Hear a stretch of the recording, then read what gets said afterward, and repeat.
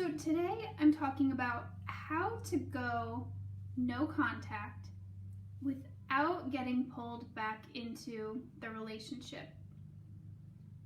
So first I want to address why go no contact, right?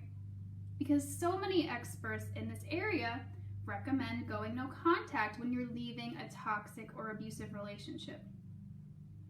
So the reason this is so important is because when you are in a really difficult relationship that is toxic or abusive, you are actually in a pattern of intermittent reinforcement. And so this is a very addictive pattern. It's a pattern of what they call reward and then punishment.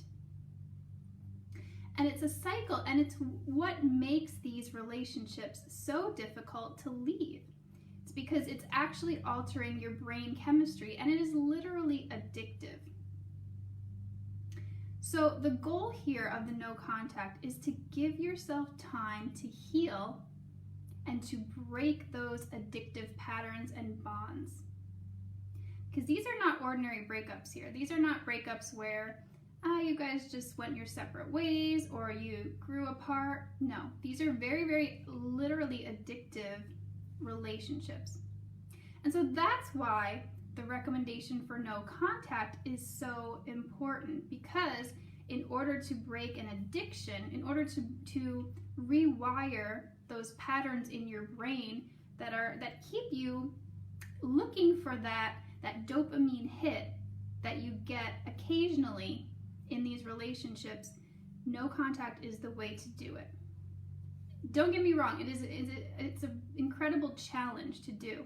But that's why I wanted to share some steps with you guys today so you can do this the right way and not get pulled back into the addictive patterns of these relationships.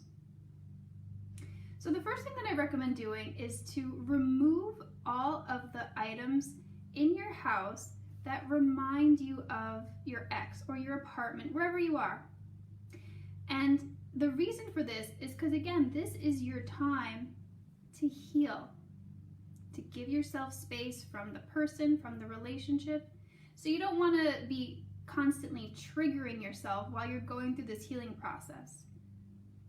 So what I mean by this is removing pictures or mementos. You don't have to trash them or burn them. You can if you want to, but just get them out of your line of sight while you're going through this vulnerable period of healing after the relationship.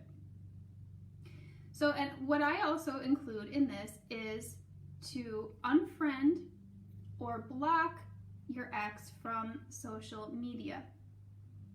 And it's for the same reason. You're going through a very, very vulnerable time. You don't want to be triggered at this point by pictures of your ex or the status updates.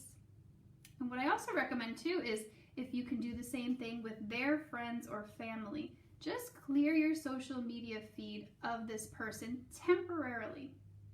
Doesn't have to be forever, but this is just while you are going through this healing period. Okay. So the next thing I recommend doing to go no contact is to keep yourself busy.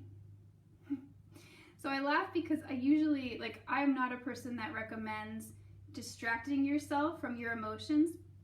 But in this case, it is actually necessary because you are trying to break an addiction. Okay?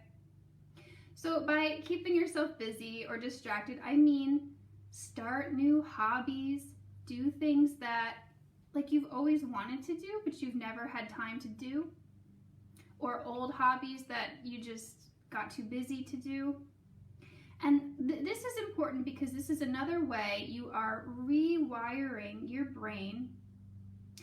When your brain is used to seeking that dopamine from this relationship or this person, you're shifting it to seek that hit, those feel-good emotions from healthy things, from new things, okay? So yeah, I say if there is something that you have always wanted to do that you have not had time to do, now is the time to do it, okay? Because you're not spending all this time in your relationship anymore. And truthfully, if you were in a toxic relationship, you were probably spending a lot of your emotional and mental energy on the relationship, because these relationships are exhausting. They take a lot of energy from you. So redirect that energy into things that you really enjoy doing. And that's going to be a big part of keeping your mind off of this person and being able to move forward. Okay, so the next step is to get support. Support is huge for going no contact. Because again, just like you're used to getting that feel-good dopamine hit from the person you were in the toxic relationship with, you want to shift that to new people, to new sources of that, okay, somebody cares about me, somebody is looking out for me. So I tell people to get as much support as possible. Like literally surround yourself with like a fortress of support. So this could be therapists, coaches, counselors, support groups, whether it's in person, but that might be hard to do right now. So online support groups, anything that you can do to like bolster yourself during this really, really challenging time of going no contact is huge. The more support you can get, the better. Okay, 2 more steps. So the next step is to release the emotional baggage that is creating those trauma bonds.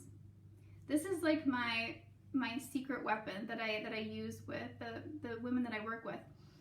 I personally do this through energy healing and guided meditation and parts work. But what this does is it helps to separate you and this person. You're feeling bonded to this partner, this former partner, because of those emotional wounds, right? Because again, like I said, these are not ordinary relationships. These are relationships that bring up a lot of trauma, especially from your past. So when you work to release that emotional baggage, it actually makes it much easier to move forward in the no contact. You kind of undo that tight, addictive bond that you have with someone. So I strongly recommend doing that. And then the last step, which is kind of the obvious one, is don't meet this person, don't talk to them, don't message them, don't receive any messages from them, okay?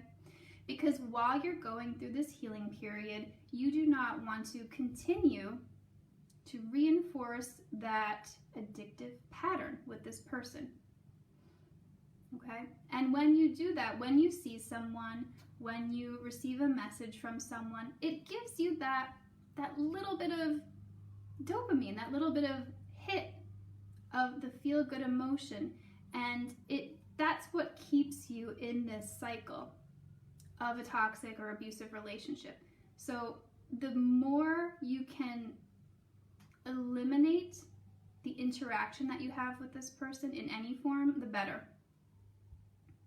So just to sum this up, going no contact is really, really important if you are truly wanting to heal and move on from a toxic relationship, because it gives you time to heal.